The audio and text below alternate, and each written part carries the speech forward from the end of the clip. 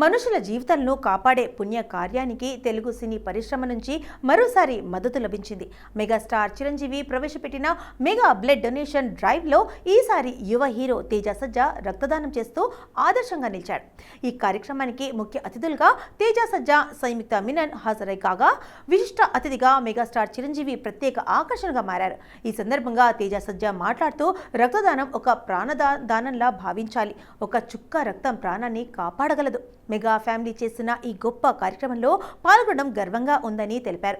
ముఖ్య అతిథిగా హాజరైన మెగాస్టార్ చిరంజీవి రక్తదానం ప్రాముఖ్యతను వివరిస్తూ రక్తదానం ఓ మహాదానం అన్నారు. యువత అందరూ ముందుకొచ్చి సమాజానికి సేవ చేయాలి, రక్తదానం చేయడం అలవాటుగా మార్చుకోవాలి అని పిలుపునిచ్చారు. ఈ కార్యక్రమం ద్వారా వేలాది మంది యువత రక్తదానం చేయడానికి ముందుకు రావడం గమనార్హం. చిరంజీవి వెల్ఫేర్ ఫౌండేషన్ ఆధ్వర్యంలో నిర్వహిస్తున్న ఈ డ్రైవ్ దేశవ్యాప్తంగా మంచి స్పందన పొందింది. కాగా ఈ కార్యక్రమానికి సంబంధించిన ఫోటోలు, వీడియోలు సోషల్ మీడియాలో విపరీతంగా వైరల్ అవుతున్నాయి. అభిమానులు తేజ సజ్జా, సంయుక్త మీనన్ చిరంజీవుల సేవా మనోభావాన్ని అభినందిస్తున్నారు. ఖైదీ 2 గురించి దర్శకుడు లోకేష్ కనకరాజ్ చేసిన తాజా కామెంట్స్తో ఫ్యాన్స్ ఆశలో పరాకాష్ఠకు చేరిపోయాయి.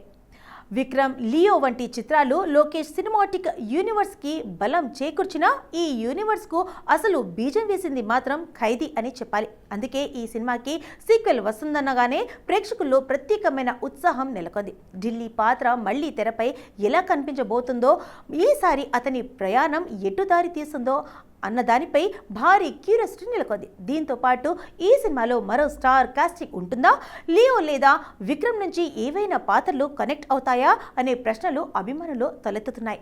అయినప్పటికీ ఇప్పటి వరకు మాత్రం ఖైదీ 2 ఎప్పుడు వస్తుందా అనే ప్రశ్నకు స్పష్టత లేదు. కానీ ఇటీవల ఓ ఇంటర్వ్యూలో లోకేష్ కనకరాజ్ ఇచ్చిన కామెంట్స్ మాత్రం ఖైదీ ఫ్యాన్స్కి పెద్ద గిఫ్ట్గా మారాయి.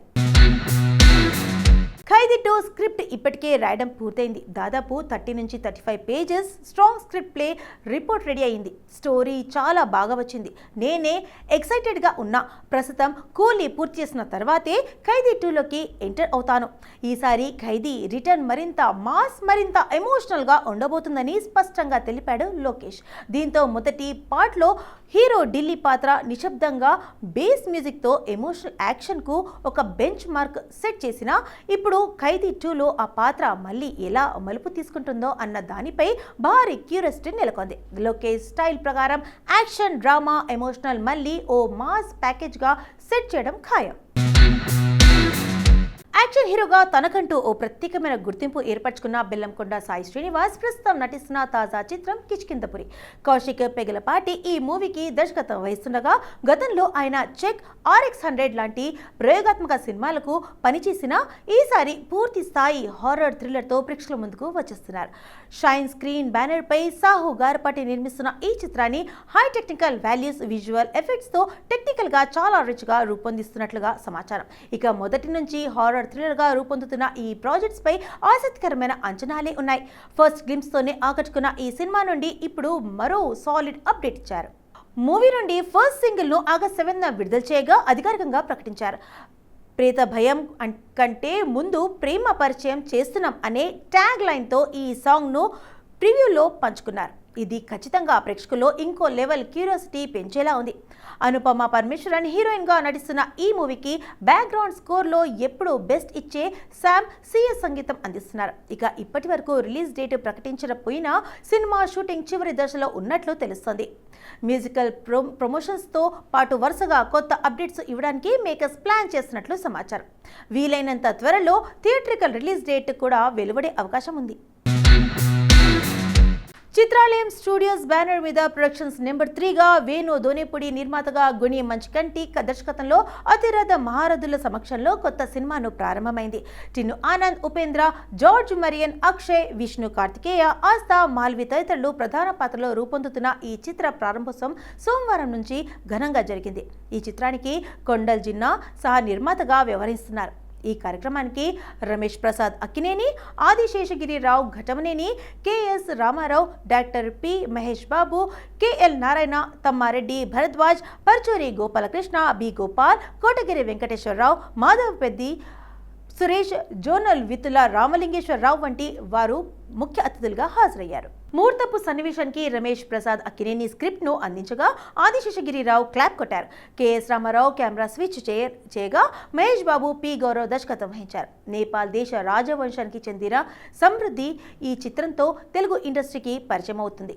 త్వరలోనే సినిమాకు సంబంధించిన మరికొన్ని ఇంట్రెస్టింగ్ అప్డేట్స్ తెలియజేస్తామని చిత్ర యూనిట్ తెలియజేసింది.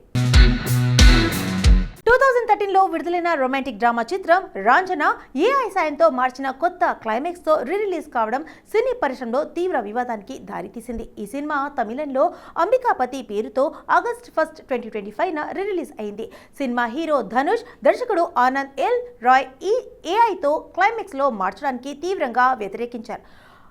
బహాటంగానే విమర్శలు గుప్పించారు. ఈ నేపథ్యంలో చిత్ర నిర్మాణ సంస్థ ఎరోస్ ఇంటర్నేషనల్ మీడియా లిమిటెడ్ తాజాగా ఓ ప్రకటన విడుదల చేసి ఈ వివాదంపై తమ వైఖరిని స్పష్టం చేసింది.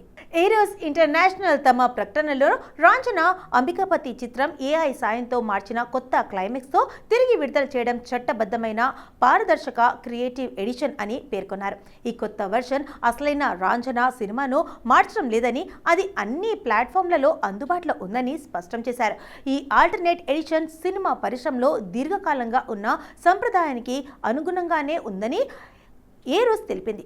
అంతేకాదు, ధనుష్ చెప్పినట్లుగా ముందుగా ఆయన టీం నుంచి ఎలాంటి కమ్యూనికేషన్ తమకు రాలేదని పేర్కొంది. ఈ విషయమే ధనుష్ తీవ్ర ఆవేదన వ్యక్తం చేస్తూ, రాంజన సినిమాను క్లైమాక్స్ లో పూర్తిగా మార్చి తిరిగి విడుదల చేయడం నన్ను బాధ పెట్టింది. ఈ అసందర్భ ముగింపు సినిమా ఆత్మనే కోల్పోయింది. క్లైమాక్స్ ను మారుస్తున్నామని మేకర్స్ నాకు చెప్పారు, కానీ నేను వద్దని వారిని చెప్పాను. అయినా వారు వినలేదు. ఇది 12 సంవత్సరాల క్రితం నేను కమిట్ అయిన సినిమా కాదు. సినిమాలను లేదా కంటెంట్ను మార్చడానికి ఏఐ అంటే ఆర్టిఫిషియల్ ఇంటెలిజెన్స్ను ఉపయోగించడం కళ మరియు కళాకారులకు చాలా ఆందోళన కలిగించే విషయం. ఇది కథ చెప్పే విధానం మరియు సినిమా రూపురేఖలను మారుస్తుంది. ఇది ఇప్పటికీ మంచిది కాదు. భవిష్యత్తులో ఇటువంటి పద్ధతులను నియంత్రించడానికి కఠినమైన నిబంధనలు అమల్లోకి వస్తాయని నేను హృదయపూర్వకంగా ఆశిస్తున్నాను అని లెటర్ రాశారు.